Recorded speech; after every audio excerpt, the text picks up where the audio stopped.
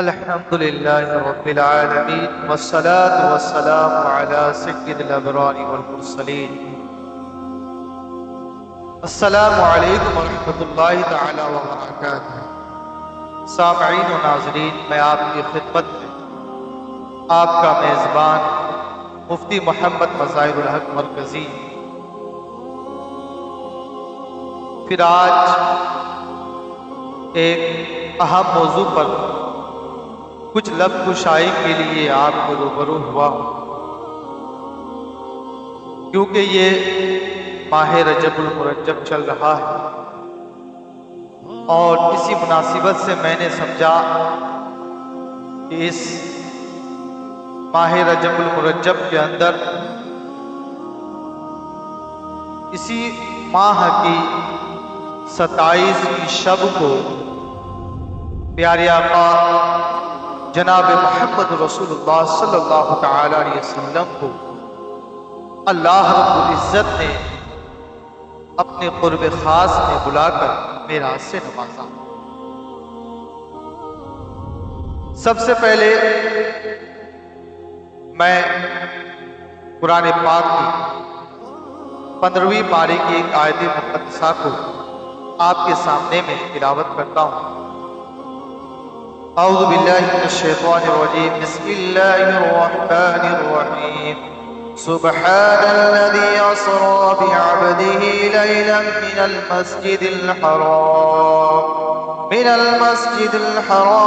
المسجد الأقصى الذي باركنا حوله لنريه من آياتنا إنه هو السميع البصير. اللہ رب العزت نے اپنے کلام قدیم میں ارشاد فرمایا، یعنی قرآن مقدس میں ارشاد فرمایا، سبحان الذی اسری، پاکی ہے وہ ذات جو اپنے بندے خاص کو سیر کرایا رات کے مختصر حصے میں، مسجد حرام سے لے کر مسجد اقصی تک.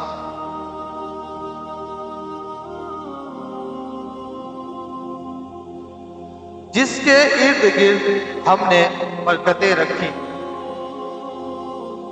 وہی سننے والا دیکھنے والا. محترم سامعین، معراج اصل میں رب تبارک و تعالیٰ کا دیدار کرنا،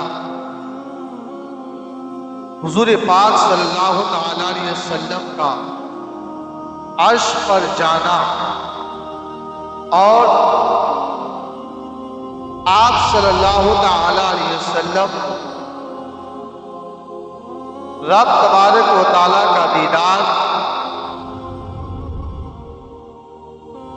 جس انداز میں آپ صلی اللہ تعالی علیہ وسلم نے فرمایا، در حقیقتاً معراج یہی ہے کہ اللہ کو رسول اعظم صلی اللہ تعالی علیہ وسلم نے حالت بیداری میں دیکھا. یہ قرآن پاک کی جو آیت ہے، اس آیت سے معراج کا جو ثبوت ہے، یعنی مسجد حرام سے لے کر مسجد اقصی تک آپ صلی اللہ تعالی علیہ وسلم نے معراج فرمایا، تو یہ نص قطعی سے ثابت ہے. اب اس معراج کی اس مختصر سی سفر کو، یعنی مسجد حرام سے لے کر مسجد اقصی تک، یہ ہر ایک مومن کے لیے، ہر ایک مسلمان کے لیے ماننا ضروری ہے. اگر کوئی بھی انسان اس کا انکار کرتا ہے کہ میں معراج کو نہیں مانتا ہوں، تو ایسی صورت میں وہ انسان اسلام سے خارج ہو جائے گا، یعنی وہ کافر ہو جائے گا.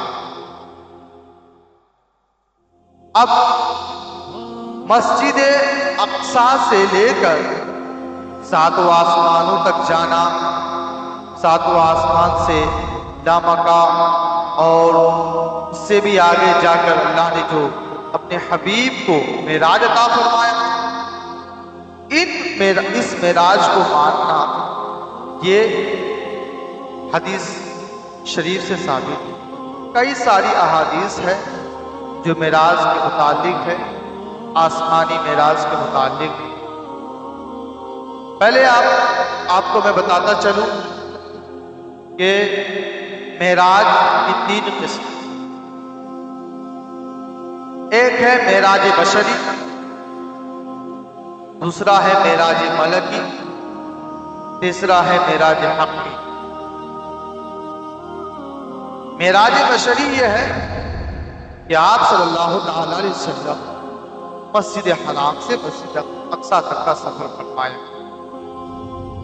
یہ کوئی عام بشر بھی کر سکتا ہے، یعنی کوئی مسجد حرام سے مسجد اقصی تک کا سفر کر سکتا ہے، یہ بشر کے اندر یہ طاقت ہے۔ دوسری قسم یہ ہے کہ معراج ملکی۔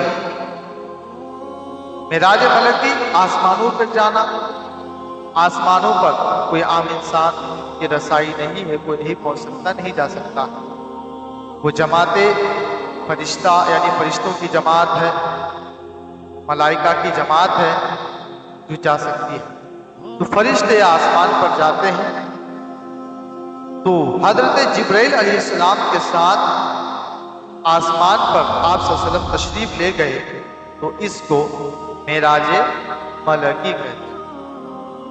پھر جب جبرائیل کے ساتھ آپ ساتوں آسمان پر پہنچے، سدرۃ المنتہا پر پہنچے، پھر جب حضرت جبرائیل علیہ السلام نے عرض کیا رسول اللہ ہم یہی تک رکیں گے، آپ اس سے آگے کا سفر طے فرمائیں، تو آپ صلی اللہ تعالی علیہ وسلم نے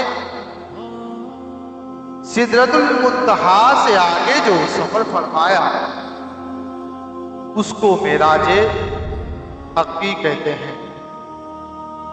وہاں پر صرف اور صرف آپ صلی اللہ تعالی علیہ وسلم کی رسائی ہوئی، آپ صلی اللہ علیہ وسلم کی ذات مبارکہ وہاں پہنچی۔ ناظرین، معراج میں آپ صلی اللہ تعالی وسلم جب تشریف لے گئے تو ہم جیسے گنہگار امتیوں کو بھی آپ صلی اللہ علیہ وسلم نے اس جگہ میں یاد فرمائے اور رب کی بارگاہ میں التجا پیش کی، عریضہ پیش کیا، مولا میرے گنہگار امتی کو بخش دے۔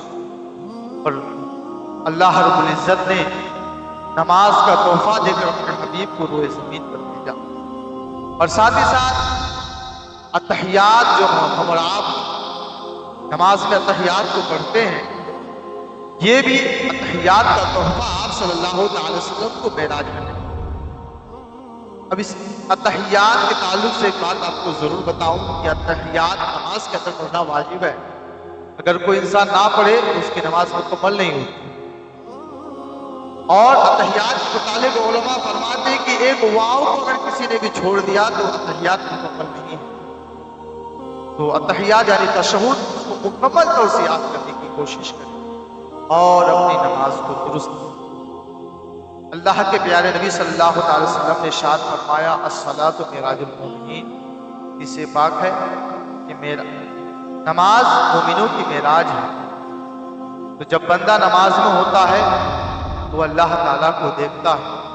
حدیث پاک کا مفہوم یہ ہے، سرکار فرماتے ہیں کہ جب تم نماز کے لیے کھڑے ہو جاؤ تو یہ گمان کرو کہ میں اللہ کو دیکھ رہا ہوں۔ اب اگر یہ نہ ہو سکے تو اتنا ضرور خیال رکھو کہ اللہ مجھے یقیناً دیکھ رہا۔ تو رب تبارک و تعالیٰ کا دیدار نماز کے ذریعے سے ایک عام مومنین کرتا ہے، جیسا کہ حدیث سے ثابت ہے۔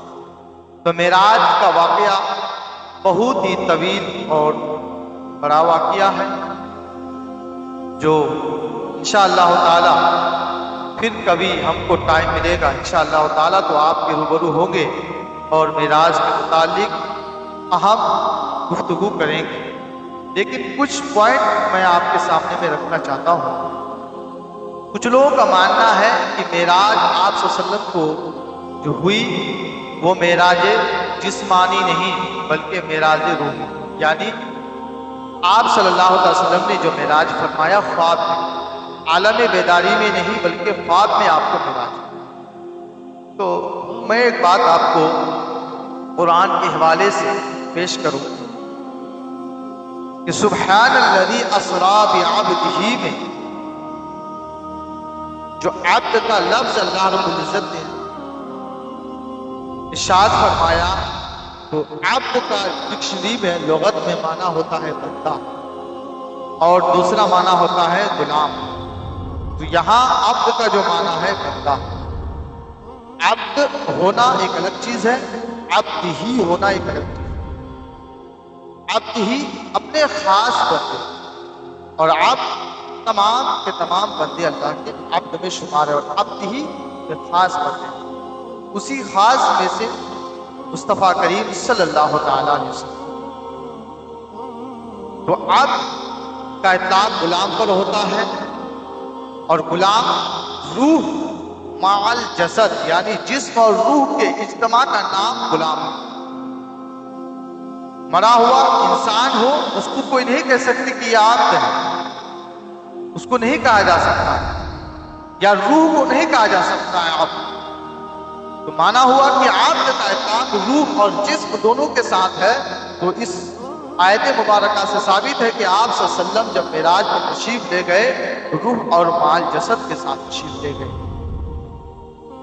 عزیزان محترم، تو معراج کے متعلق جو بھی سوالات اگر آپ کے من میں ہے تو اس مختصر سی ویڈیو میں آپ کو بتایا تو نہیں ہوں، لیکن آپ کے من میں کوئی بھی سوال ہے معراج کے تعلق سے یا حدیث پاک کے تعلق سے، تو آپ ہمارے اس یوٹیوب چینل کے ذریعے سے پوچھ سکتے ہیں۔ آپ ہمیں سوال کریں، انشاءاللہ تعالی معراج کے تعلق سے ہو یا دین کے متعلق جو بھی سوالات ہو آپ کے ذہن میں اس کو ضرور رکھیں، تاکہ میں آپ کو اس کا تشفی بخش جواب دے سکوں۔ آج کے لیے میں آپ کے سامنے سے رخصت ہوتا ہوں۔ السلام علیکم ورحمۃ اللہ تعالی وبرکاتہ۔